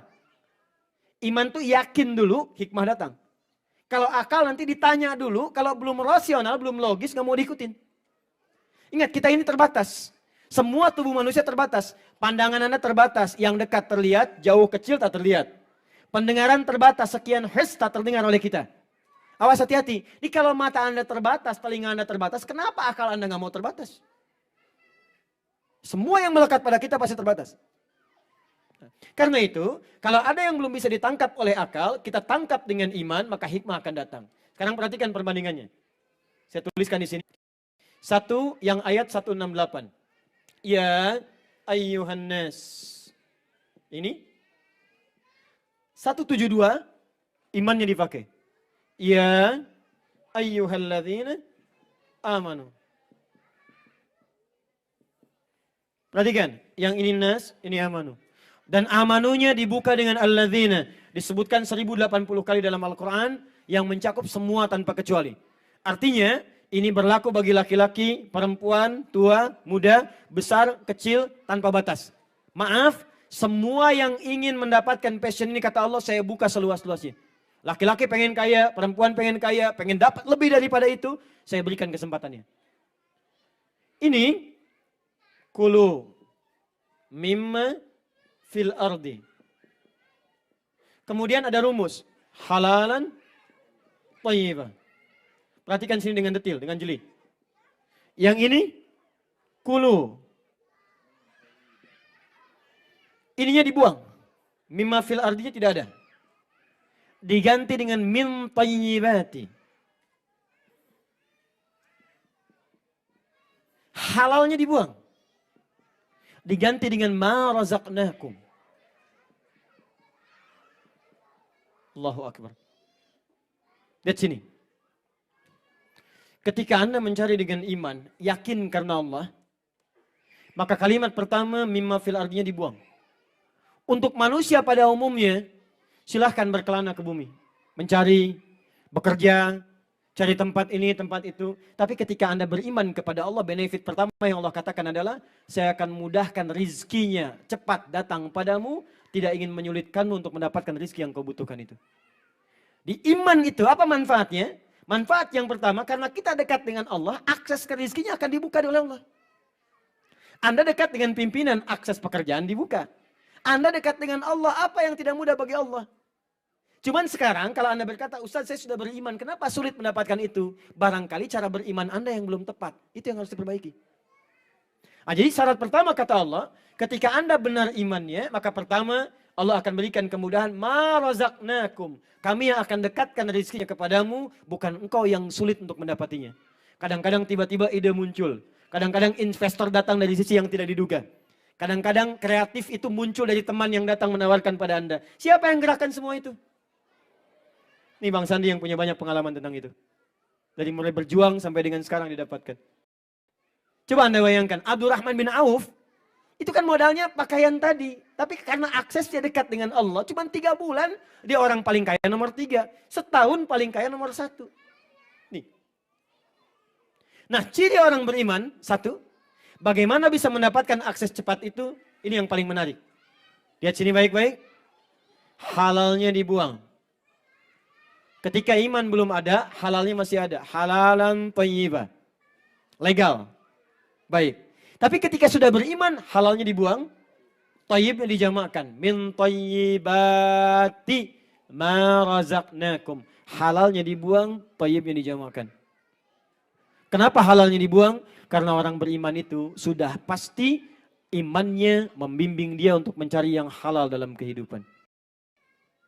Jadi kalau ada orang beriman, Anda beriman cari wirausaha apapun, maaf sekali, kalau Anda berwirausaha apapun, dan Anda merasa, tapi iman Anda tidak mendorong Anda untuk mencari yang halal, masih terlibat pada yang haram, bekerja pada yang tidak dibenarkan, maka sebanyak apapun harta Anda kumpulkan, maka hakikatnya itu hanya fata morgana saja. Demi Allah saya katakan, sekaya-kayanya Anda tetap tidak akan memberikan ketenangan pada jiwa Anda. Itu kecil di mata Allah. Nah yang paling menarik, ketika Anda bekerja dengan cara orientasinya ini halal, ini yang dibenarkan, ini yang gak boleh. Maka kata Allah, walaupun pertama kali Anda melangkah, sedikit Anda dapatkan, tapi berkahnya saya gandakan. Keberkahan itu yang disebut dengan thayyibat, yang dijamakkan. Apa itu berkah? Ini yang paling penting. Ini modal utama untuk kerja itu, bukan kuantitas modalnya. Tapi di sini keberkahannya. Kalau berkah ini sudah dapat, teman-teman, meningkat dengan banyak, maka yang lain akan mengikuti. Anda tinggal tunggu waktu saja. Apa itu berkah? Ziyadatul khair. Ini poinnya nih. Bertambah semua nilai-nilai kebaikan yang ada di sekitaran kita. Jadi kalau Anda mencari dengan cara yang benar, kata Allah, saya tambahkan yang baik-baik. Dan itu di ilmu ekonomi bisa jadi aktiva. Lihat ya, Allah kirimkan orang baik. Pekerja yang jujur, karyawan yang disiplin, itu kan aktiva. Teman yang bisa sinergi. Anda keuntungan banyak, tapi dapat teman pengkhianat, hancur pekerjaan Anda. Mudah bagi Allah. Yang kedua, berkah itu bisa berarti sesuatu yang bermanfaat. Di awal pertama Anda bekerja, yang diberikan bukan harta dulu. Yang diberikan asas manfaat dulu, butuh. Jadi modal Anda itu terkeluarkan atau disalurkan sesuai dengan aspek kebutuhan. Dapat harta sedikit, haus. Kalau haus itu butuh apa? Minum. Halal mendorong Anda, yang penting dapat minuman. Tapi kalau halalnya hilang, nafsunya tinggi, minuman pun seleranya bisa banyak. Gak mau, saya pengen buah naga. Naganya khusus dari Cina. Gak mau, saya pengen ini. Gak mau pakaiannya pengen yang begini. Itu yang bikin sulit dalam kehidupan. Makanya orang-orang hebat itu walaupun modalnya sedikit, tapi karena berkahnya banyak, maka yang didapatkan peningkatannya cukup tinggi. Naik, naik, naik, naik, naik. Awal-awal modal sedikit, waktu tak lama baru harta kemudian datang. Ya, dengan apa yang tidak digambarkan sebelumnya. Terakhir, sebagai penutup. Apa yang diharamkan oleh Allah, ini yang kita jaga. Kalau, maaf ya, kalau aplikasi, ini Bang Sandi ilmunya lebih daripada saya. Tapi kalau tatanan teoritis, dasarnya, ini yang harus saya tanamkan. Jangan sampai gini, pohonnya tinggi tapi akarnya nggak kuat. Sehingga ketika diterpa angin yang kencang, goyahnya langsung dahsyat. Ya. 1, baik. Saya tinggal 2 ayat lagi. Baik, 1 ayat, 1 hadis. Saya kembali ke hadis dulu, turunkan. Apa saja yang dihalalkan oleh agama dan diharamkan saat mulai akan berusaha. 1. Hadis Nabi SAW, kalau Anda seperti ini, bisnisnya diberkahi. Itu ada di Al-Bukhari, nomor hadis 20.076. Riwayat Jabir bin Abdullah. Al-Bukhari, nomor hadis 20.076, riwayat sahabat Jabir bin Abdullah. Rahimallahu rajulan samhan idza ba'a wa idza ishtara wa idza iqtada. Allah akan merahmati, memberkahi seorang pengusaha, seorang wirausahawan, seorang pebisnis, seorang pedagang. Samhan idza ba'a wa idza ishtara wa idza iqtada. Yaitu orang yang menjalani proses niaganya sesuai dengan ketentuan Allah, memudahkan bagi manusia saat dia membeli, saat dia menjual, dan saat dia menagih utang yang dia pinjamkan kepada orang-orang sekitarannya. Seperti apa orang-orang ini? Satu, menjauhi khida'un. Semua unsur penipuan. Jauhi yang menipu. Termasuk maaf, sekarang dilebarkan oleh para ulama, termasuk maaf sekali, mungkin ini kurang menyenangkan. Maaf ya, mengikuti lelang atau tender-tender dengan sifat-sifat yang menipu. Menawar dengan harga tertentu padahal nggak beli. Hanya untuk menaikkan harga saja supaya orang beli lebih tinggi. Manipulatif. Ya, saya beli sekian, ayo siapa lagi? Sekian, saya 1 juta yen, saya 2 juta yen, saya sekian yen. Padahal cuma orang-orang yang dipasang saja. Supaya yang lainnya menaikkan harganya, menaikkan tawarannya. Maka ini masuk dalam kategori khida. Bisa masuk ke online, awas hati-hati. Online berubah dari khida menjadi gharar. Misal, masang barang, fotonya bagus, kualitasnya kayaknya bagus, tiba-tiba speknya datang tidak seperti apa yang diharapkan. 3, riba. Ini banyak sekarang. Ayo pelan-pelan berpindah. Ini sudah janji Allah. Quran surah kedua ayat 275. Wa ahallallahu al-bai'a wa harrama riba. Kalau Anda ingin jual beli, ingin wirausaha, Allah akan kasih bimbingan. Tapi kalau Anda berbuat riba, kata Allah, Allah akan hancurkan itu. Baik itu sekarang atau nanti saat Anda kembali kepada Allah Subhanahu wa taala. Pindah. Pelan-pelan. Ya, jadikan jembatan. 3 yang terakhir, ini riba babnya luas ya. Ada detailnya. Jadi Anda jangan juga terlalu ekstrim mengambil langkahnya, hati-hati. Ini ada turunan-turunannya. Nanti ada terkait dengan permodalan, ada terkait dengan barangnya, ada dengan transaksinya. Jangan disimpulkan cepat karena nanti ada turunan-turunannya. Saya hanya sampaikan umumnya dulu. Yang terakhir, yang keempat, awas. 1 khida tadi, yang kedua gharar, yang ketiga riba, yang keempat, jual beli barang-barang atau objek yang langsung diharamkan oleh Allah dan Rasulnya. Komoditi haram. Maaf ya, maaf. Semua benda yang diharamkan. Misal ada binatang, apa binatang yang diharamkan?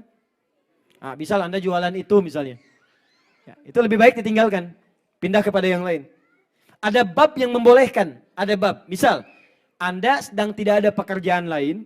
Yang ada cuma jualan itu. Tapi itu pun di tempat orang yang makan daging itu. Bukan umum yang ada muslimnya. Cuma dalam keadaan yang sangat darurat, gak ada pekerjaan lain. Sebab pasti resikonya panjang, bersentuhan, megang, melihat, ini najisnya, macam-macamnya dan sebagainya. Menyulitkan Anda sendiri. Anda mau sholat susah, ya bersihnya juga tidak mudah dan sebagainya. Kalau tidak ada pilihan-pilihan lain, hanya itu dulu, maka jadikan sebagai jembatan untuk mencari pekerjaan lain lebih baik. Paham? Maaf, yang diminum apa yang haram? Semua bentuknya. Semua bentuknya, semua bentuk santika, awas. Hukumnya haram. Jangan jualan ekstasi, jangan jualan sabu, ya, jangan jualan khamar, jangan jualan yang macam-macam, termasuk baik pengedarnya, peraciknya, penyalurnya, salesnya, macam-macamnya. Selesai. Awas yang sekarang banyak berlaku nih di properti, agen-agen sering khida terlibat di sini. Banyak nih di sini, gharar. Nawarkan ini, nawarkan sales begini, ternyata tidak seperti speknya. Ya. Janjian kemudian dengan dealer, ya, dengan leasing, dengan macam-macam, naikkan sekian, padahal ada unsur ribanya misalnya.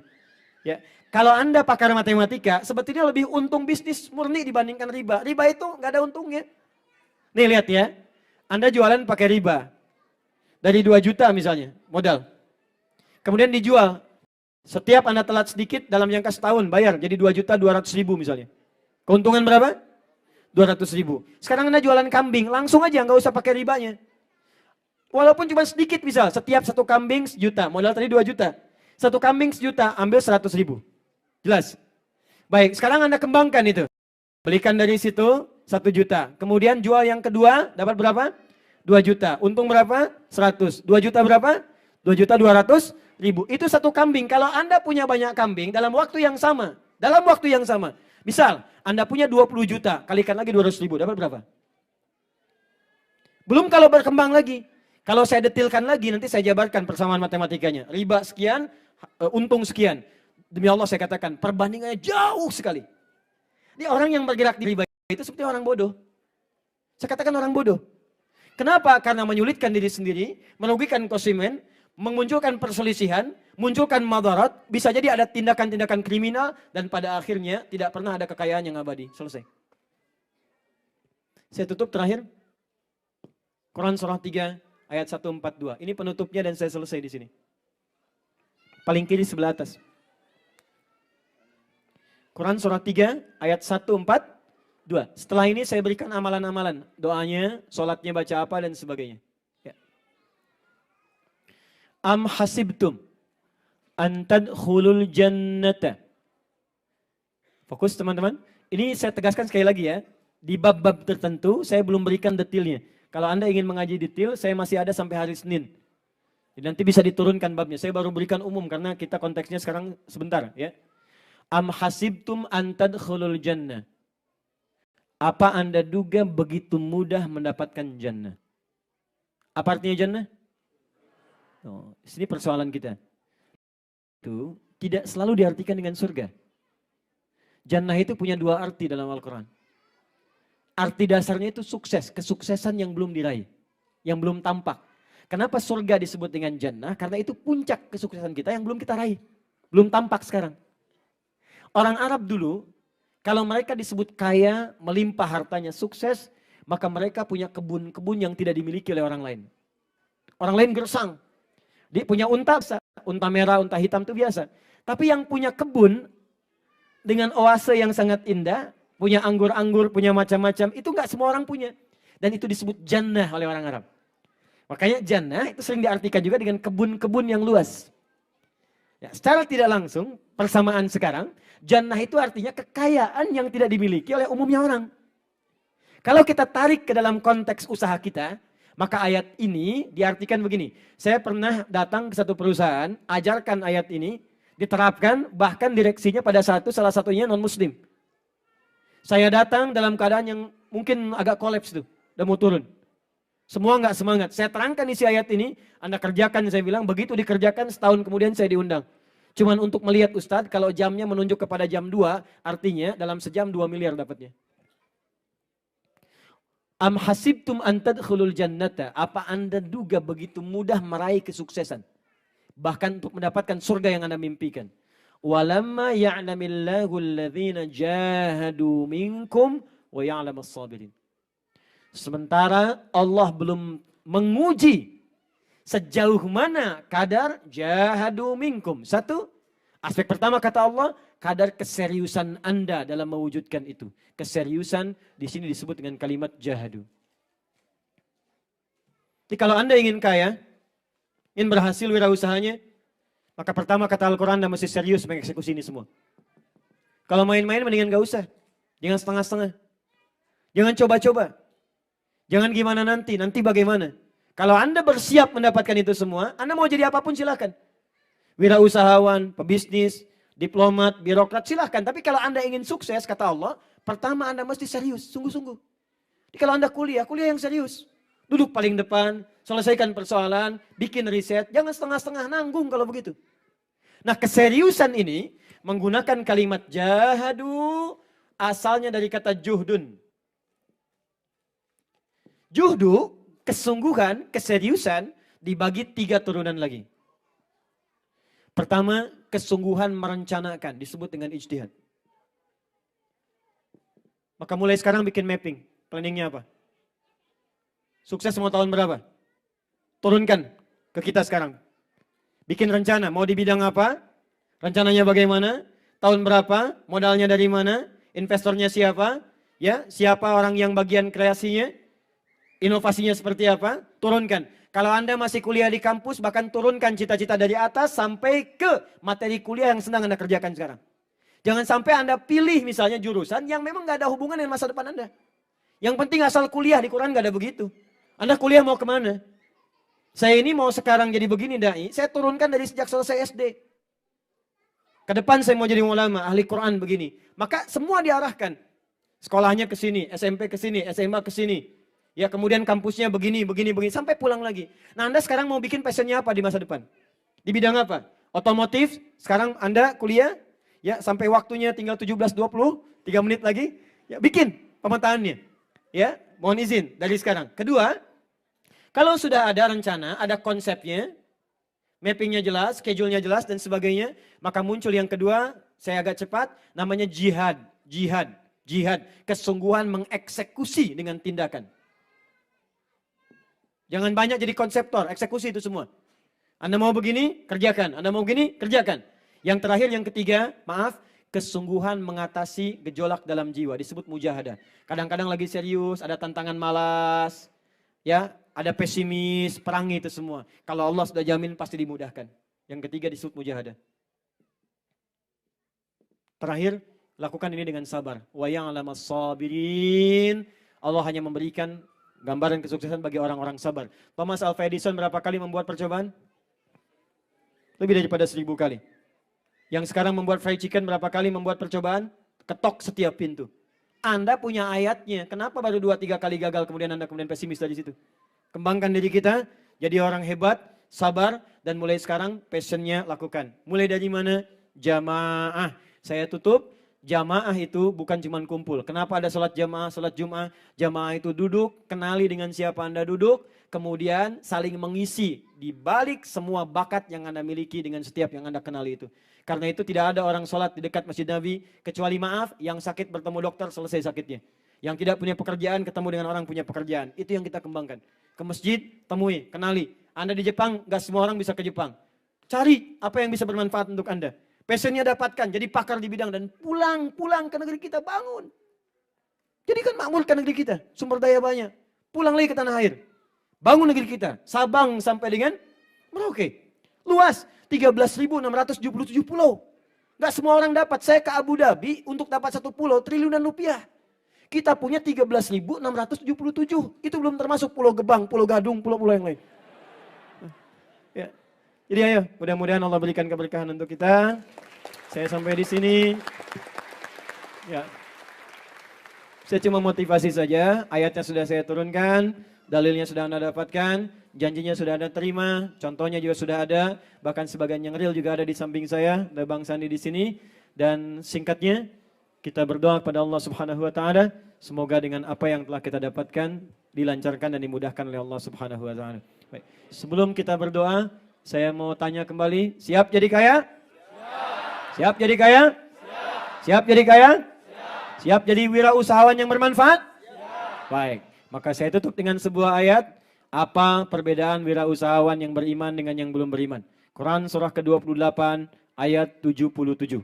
Wabtaghi fima atakallahu daral akhirah wala tansa nasibaka minad dunya. Kalau kamu sudah kaya kata Allah, jadikan hartamu untuk mencari surga yang telah engkau impikan itu. Karena itu Allah turunkan ayat sedekah, ayat infak, ayat zakat supaya Anda gunakan harta pada yang dibenarkan oleh Allah Subhanahu wa taala. Kalau cuman kaya dan fashion saja sudah ada korun, jangan bersaing dengan korun karena Anda tidak akan menang untuk selamanya. Cukup kita mendekat kepada Allah, kita awali dengan doa. Mudah-mudahan dengan doa ini semua pekerjaan kita diberkahi dan dimudahkan oleh Allah Subhanahu wa taala. Alhamdulillahi rabbil alamin. Ar-Rahmanir Rahim. Maliki yaumiddin. Iyyaka na'budu wa iyyaka nasta'in. Ihdinas siratal mustaqim. Siratal ladzina an'amta 'alaihim ghairil maghdubi 'alaihim waladdallin. Allahumma nahmaduka hamdan syakirin, hamdan na'imin, hamdan yuwafi ni'amahu wa yukafi'u mazidah. Ya Rabbana lakal hamdu wa lakal syukru kama yanbaghi li jalali wajhikal karim wa li 'azimi sultanih. Allahumma salli wa sallim wa barik ala rasulikal karim nabiyyina Muhammadin wa ala alihi wa sahbihi ajma'in. Rabbana inna nas'aluka khaira ma sa'alaka rasulukal mustafa nabiyyuna Muhammad sallallahu alaihi wasallam. Ya Allah, kami bermohon segala kebaikan kemuliaan yang pernah dipermohonkan oleh Rasulmu Nabi Muhammad sallallahu alaihi wasallam. Wa na'udzubika min kulli masta'adza bika anhu rasulukal mustafa nabiyyuna Muhammad sallallahu alaihi wasallam. Dan kami berlindung kepadamu dari segala keburukan yang pernah diperlindungkan kepadamu oleh Nabi Muhammad sallallahu alaihi wasallam. Allahumma rabbana la tada'lana fi maqamina hadha wa fi kulli maqamin dhanban illa ghafarta. Duhai Allah, jika memang di ruangan ini ada satu di antara kami yang masih berlumur dosa, kami mohon kepadamu ya Allah, jangan biarkan dia meninggalkan tempat ini kecuali Engkau telah ampuni segala dosa-dosanya. Wala hamman illa farajtah. Jika ada di antara kami yang masih larut dalam kegelisahan, mohon ya Allah, jangan biarkan dia meninggalkan ruangan ini kecuali Engkau telah tenangkan keadaan hatinya. Allahumma waladainan illa qadaitah. Jika ada di antara kami ya Allah yang hidupnya terimpit oleh utang piutang, maka limpahkan rezeki kepadanya untuk dapat melunasi utangnya dan lahir dalam kehidupan bahagia. Allahumma wala asiran illa yassarta. Jika ada di antara kami yang tengah mengalami kesulitan di rumah tangganya, di pekerjaannya, kehidupan sosialnya, maka mohon ya Allah dengan keikhlasan amalnya, mudahkan dan angkat semua kesulitannya. Allahumma inna nas'aluka al-ghina wal 'afwa. Alif baina qulubina ya Allah bitaqwak. Allah, kami berkumpul pada saat ini untuk mengharap dan kami berpisah memohon rahmat-Mu. Maka kami mohon ya Allah, satukan kami di antara yang hadir pada saat ini ya Allah dengan jiwa-jiwa yang baik, sifat-sifat yang mulia. Persaudarakan kami ya Allah dan jauhkan kami dari perpecahan. Allahumma ahfad umara'ana waj'alhum udala. Ya Allah, mohon jaga dan bimbing para pemimpin kami dan berikan bimbingan kepada mereka untuk bersikap adil dalam setiap putusan mereka. Berikan bimbingan ya Allah kepada mereka bahwa mereka akan dihisab di hari kiamat kelak. Wahfad fal ulama ya Allah waj'alhum mukhlasina fi da'watihim. Dan mohon jaga para ulama kami, ikhlaskan mereka dalam berdakwah ya Allah. Dan berikan bimbingan kepada mereka bahwa mereka akan dihisab di hari akhirat kelak.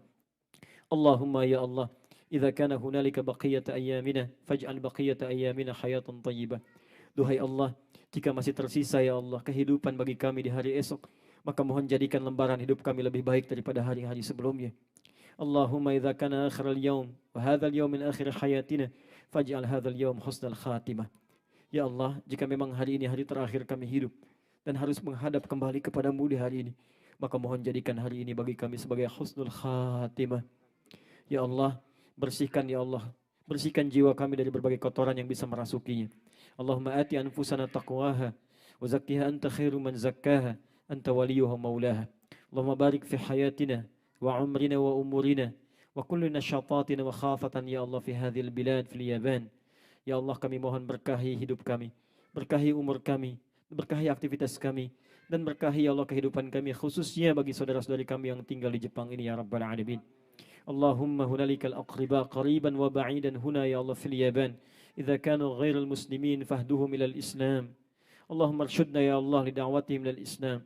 Ya Allah, jika ada kerabat kami, tetangga kami, teman kami, saudara-saudari kami di Jepang ini yang belum mendapatkan hidayah, maka mohon ya Allah lembutkan hati mereka untuk mau bersyahadat berislam. Dan berikan kami kekuatan ya Allah untuk mendakwahkan Islam dengan penuh kelembutan. Ya Allah, dengan penuh kasih sayang. Allahumma ya arhamar rahimin. Rabbana atina fid dunya hasanah. Fil akhirati hasanah wa qina adzabannar. Barik kullaman asama fi hadzal barnamij ya Rabbal alamin. Ya Allah, mohon berikan kelapangan, kemudahan, kasih sayang dan keberkahan kepada siapapun yang berkontribusi atas hadirnya acara ini ya Rabbal alamin. Seluruh panitianya, KMI-nya, dari kedutaan besar kami, masyarakat kami Indonesia di sini ya Arhamar Rahimin. Ihfadna minal ma'asi, mohon jaga kami dari perbuatan maksiat ya Allah. Tubna ilaika taubatan nasuha.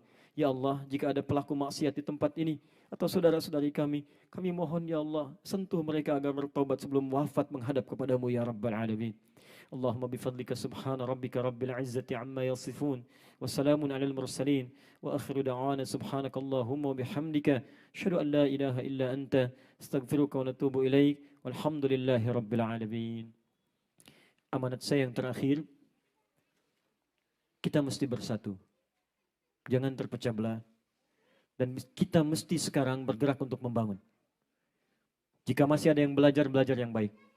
Jika ada yang bekerja dengan penuh semangat. Dan dari semua keberhasilan itu, kita mesti berkomitmen, ini amanah Al-Quran, surah 9 ayat 122, ulang, bangun bangsa kita, dan tunjukkan kepada dunia, semua kebanggaan, kemakmuran, kekayaan, kehebatan, insya Allah akan terpancar dari bumi Indonesia yang kita cintai. Ya.